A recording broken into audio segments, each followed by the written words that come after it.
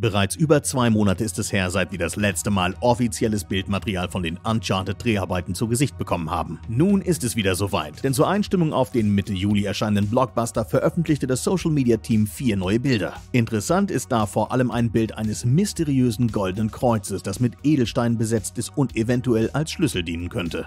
Könnte das der Schlüssel zur goldenen Stadt Eldorado sein? Ebenfalls interessant ist die Weltkarte, auf der einige Orte rot markiert sind. Darunter sind Schottland, Island, Kreta, das Rote Meer sowie Küstenabschnitte von Australien und der Antarktis. Das scheint durchaus plausibel. Schließlich ist man es ja gewöhnt, dass Nathan Drake von verschneiten Berggipfeln bis verwilderten Dschungel und trockene Wüsten jedes Terrain meistern kann. Im Zentrum des Ganzen steht eindeutig Afrika, was wiederum auf den hauptsächlichen Handlungsort der Geschichte hinweisen könnte. Was außerdem auffällig ist, ist, dass bei Australien ein großer Teil der Landmasse fehlt, weshalb die Karte einige Jahrhunderte alt sein wird. Natürlich steht noch in den Sternen, ob die genannten Orte dann auch wirklich Schauplätze im kommenden Film sein werden.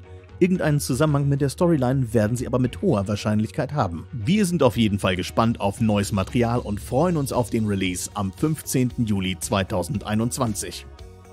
Bereits 2015 wurde das Rocky-Franchise durch das Spin-off Creed wieder zum Leben erweckt. Hauptdarsteller Michael B. Jordan spielt dort den Sohn von Rockys Weggefährten Apollo Creed, der übrigens durch keinen geringeren als Rocky Balboa selbst trainiert wird. Was folgte, war ein stabiler zweiter Teil im Jahre 2018. Wie nun vor einigen Tagen in einem MTV-Interview mit Tessa Thompson bekannt wurde, soll Jordan fortan nicht nur die Hauptrolle, sondern auch die Regie von Creed 3 übernehmen. Damit tritt dieser unmittelbar in die Fußstapfen von Sylvester Stallone, denn der übernahm ab dem zweiten Rocky-Teil ebenfalls gleichzeitig seine Rolle und die Regie. Ganz allein gelassen wird Jordan mit seiner anspruchsvollen Aufgabe wohl nicht, denn zum einen hat er ja den erfahrenen Sylvester Stallone an seiner Seite, zum anderen wirkt der bisherige Regisseur Ryan Coogler weiterhin als Produzent mit. Laut Tessa Thompson eilt das Ganze auch nicht, denn ein Drehstart ist nicht vor Ende dieses Jahres angesetzt. Ein Starttermin für Creed 3 könnte dann ab Ende 2022 realistisch sein.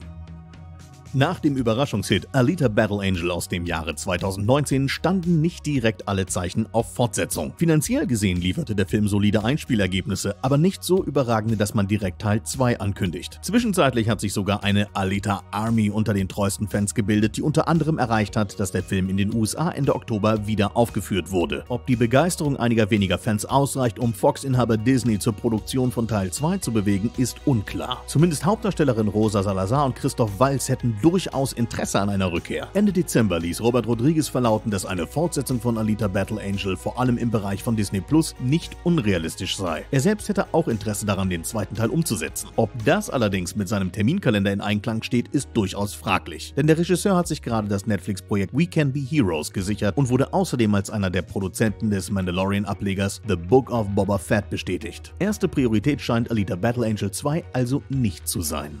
Der Justice League-Held Cyborg, gespielt von Ray Fisher, wird nun doch nicht gemeinsam mit The Flash im gleichnamigen Film auftreten. Das hätte vielleicht vor einigen Wochen noch jemanden überrascht. Nach dem öffentlichen Streit zwischen Fisher und den Warner-Verantwortlichen ist die Sache nun aber klar. Angefangen haben die Streitigkeiten bereits zu Joss Whedons Justice League-Zeiten, als Fisher dem Regisseur in der Öffentlichkeit widerliches, beleidigendes und unprofessionelles Verhalten vorgeworfen hat. Auch die Führungsspitze von Warner und DC Films bekam ihr Fett weg, denn ihnen wurde gleichzeitig eine Deckung von Whedons Verhalten angelastet. Ende letztes Jahr fiel Fisher dann erneut mit Aussagen über den DC-Films-Präsidenten Walter Hamada auf, denn er bezeichnete diesen in Zusammenhang mit den damaligen Untersuchungen von Whedons Verhalten als Lügner. Um dem Ganzen noch die Krone aufzusetzen, beteuerte Fisher, dass er, solange Hamada im Amt sei, nicht mehr mit DC arbeiten werde. Wie nun bekannt wurde, hat man Hamadas Vertrag bis 2023 verlängert, womit eine zeitnahe Zusammenarbeit mit Ray Fisher ausgeschlossen ist. Eine Neubesetzung für den kommenden The Flash-Film scheint derzeit nicht vorgesehen. Wie das dann mit weiteren DC-Filmen der Zukunft aussieht, bleibt abzuwarten. Das Startdatum von The Flash ist dann am 3. November 2022 unter Regie von S-Regisseur Andy Muschietti.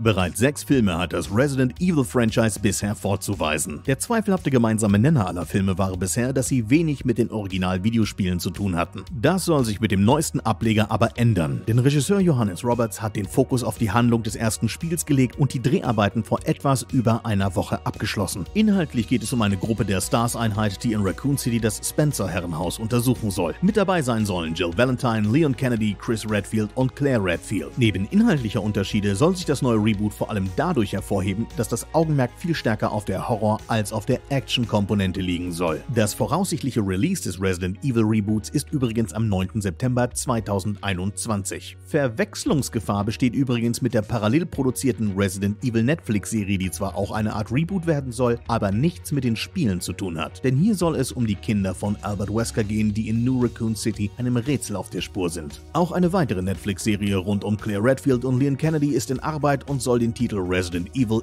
Infinite Darkness tragen.